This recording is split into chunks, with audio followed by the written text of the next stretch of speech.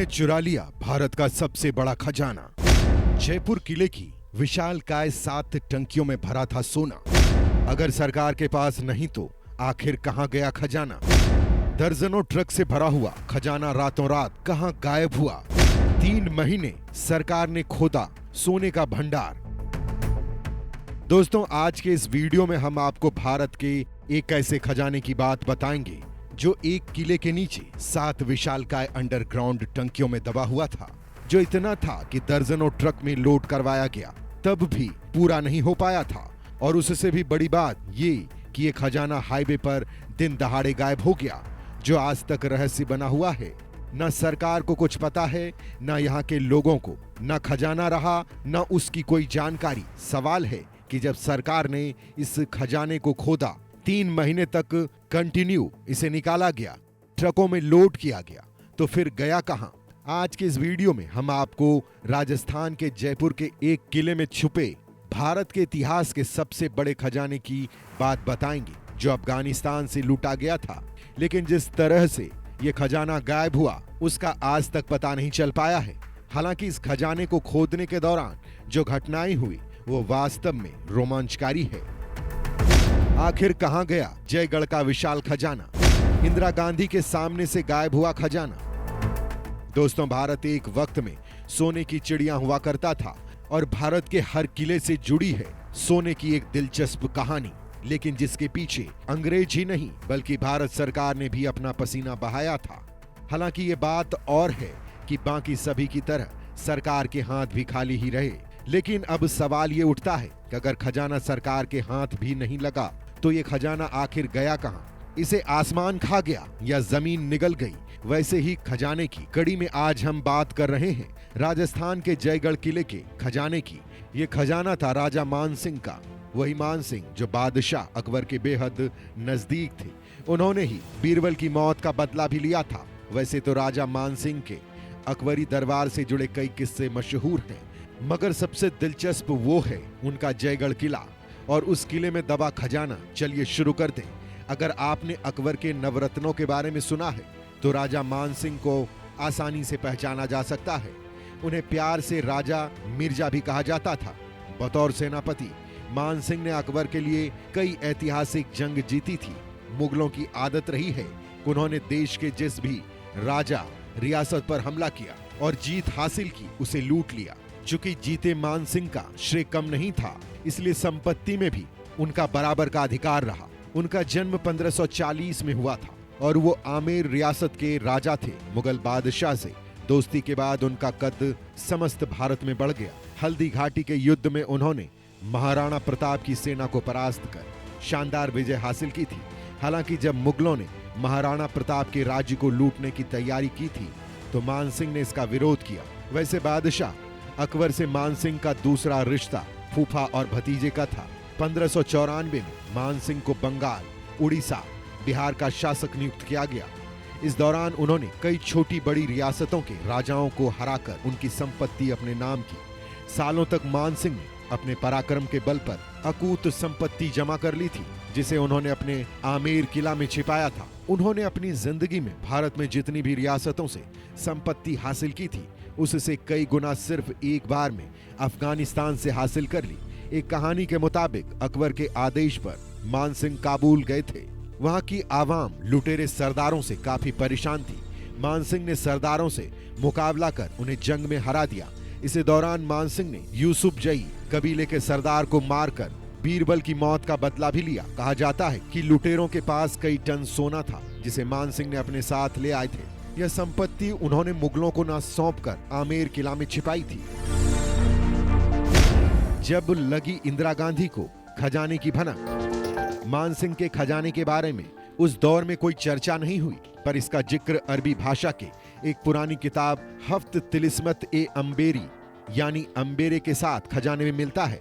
इसमें लिखा है कि मानसिंह ने अफगानिस्तान से इतनी संपत्ति लूटी थी कि उससे कई रियासतों का पेट पल सकता था। किताब में कहा गया कि जयगढ़ किले के नीचे पानी की 7 विशालकाय टंकियां बनी हुई है। मानसिंह ने खजाना यहीं छिपाया था। बातें किताबी थी, सो किसी ने इस पर ध्यान नहीं दिया। अफवाहें जब तब आती जाती रही, लेकिन यहाँ बात बेशुमार दौलत की थी। तो भला कितने दिन छिपती। इस खजाने की चर्चा पहली बार 1976 में हुई। उस वक्त जयपुर राजघराने की प्रतिनिधि महारानी गायत्री देवी थी। गायत्री देवी तत्कालीन प्रधानमंत्री इंदिरा गांधी की सख्त विरोधी थी और वो स्वतंत्र पार्टी की टिकट पर लोकसभा चुनाव में 3 बार कांग्रेस प्रतिनिधि को हार का मुंह दिखा चुकी थी। कहा जाता है कि गायत्री देवी और इंदिरा गांधी में काफी लंबे समय से ठनी हुई थी। 1975 में इंदिरा गांधी ने देश में आपातकाल की घोषणा की थी। यह सरकार की मनमानी का मौका था, जो केंद्र सरकार के आदेश पर गायत्री देवी को जेल में डाल दिया गया। उन पर मीसा के तहत नहीं, बल्कि विदेशी मुद्रा कानून उल्लंघन का आरोप लगाया गया था। इस आरोप के बाद इंदिरा गांधी के आदेश पर जयगढ़ किले में आयकर अधिकारियों ने छापा मारा। इस काम में सेना और पुलिस की भी मदद ली गई। 3 महीने तक जयगढ़ किले में खजाने की खोज जारी रही। हालांकि गायत्री देवी बार बार यही दावा करती रही है कि किले में कोई संपत्ति नहीं है, पर सरकार ने संपत्ति के लिए किले को पूरी तरह नुकसान पहुंचाया। ये बात और है कि खुदाई खत्म होने के बाद सरकार ने दावा किया कि महल में कोई खजाना नहीं है। खजाने पर पाकिस्तान ने भी मांगा अपना हिस्सा। सोचने वाली बात यह है कि जयगढ़ किले से जयपुर की महारानी का क्या संबंध हो सकता है। तत्कालीन दस्तावेजों पर नजर डाली जाए तो पता चलता है कि राजा जयसिंह ने 1726 में जयगढ़ किले का निर्माण करवाया था, पर इस किले में बनाई गई सुरंग का दूसरा हिस्सा मान सिंह के 1592 में बनाए गए आमेर किले में खुलता था। यानी आमेर का किला और जयगढ़ किला आपस में जुड़े हुए थे। इसलिए सरकार ने खुदाई तो जयगढ़ किले में करवाई, पर उसके रास्ते भी आमेर किले तक बनी सुरंग में दबे सोने को तलाश रही थी। बहरहाल सरकार का ये खुफिया अभियान पड़ोसी मुल्क पाकिस्तान से छिप ना सका। अगस्त 1976 में पाकिस्तान के तत्कालीन वजीर आजम ने इंदिरा गांधी को खत लिखा। इसमें कहा गया कि आप यहां खजाने की खोज का काम आगे बढ़ाएं और मैं आपको याद दिलाना चाहूंगा कि आप इस दौरान मिली संपत्ति के वाजिब हिस्से पर पाकिस्तान के दावे का ख्याल रखेंगे। जैसे ही यह खत बाहर पहुंचा तो खबरें मीडिया के हाथ लग गई और ये मसला पूरी तरह दुनिया में चर्चा का विषय बन गया। खुदाई चल रही थी और भारत से दुनिया भर के राजनेताओं ने खजाने के बारे में पूछताछ शुरू कर दी। आखिरकार 3 माह बाद इंदिरा गांधी ने खजाना न मिलने की घोषणा कर दी और पाकिस्तान को जवाब लिखा। हमने अपने कानूनी सलाहकारों से कहा था कि वो आपके द्वारा पाकिस्तान की तरफ से किए गए दावे का ध्यान से अध्ययन करें। उनका साफ साफ कहना है कि इस दावे का कोई कानूनी आधार नहीं है। वैसे आप खजाने जैसा कुछ नहीं मिला। सरकार ने भले ही खजाना न मिलने की बात कहकर पल्ला झाड़ दिया, पर यह बात लोगों के गले नहीं उतरी। कहा जाता है कि जिस दिन आयकर विभाग और सेना ने किले की खुदाई का काम बंद किया और अभियान खत्म होने की घोषणा हुई, उसके ठीक 1 दिन बाद अचानक बिना किसी कारण के दिल्ली जयपुर हाईवे आम लोगों के लिए बंद कर दिया गया।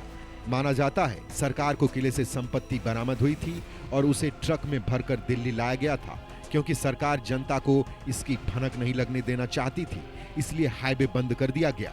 हाईवे बंद होने की घटना पर कांग्रेस ने भी कभी भी कोई सफाई पेश नहीं की। राजघराने के कई सदस्य हैं जो सरकार के दावे पर विश्वास नहीं करते।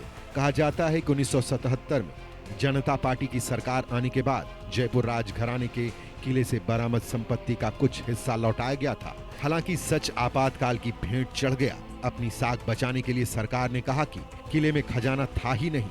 इतिहासकारों के मुंह से कहलवाया कि खजाना था, पर उसका इस्तेमाल रियासतों ने जयपुर और आसपास के क्षेत्रों के विकास के लिए कर लिया था।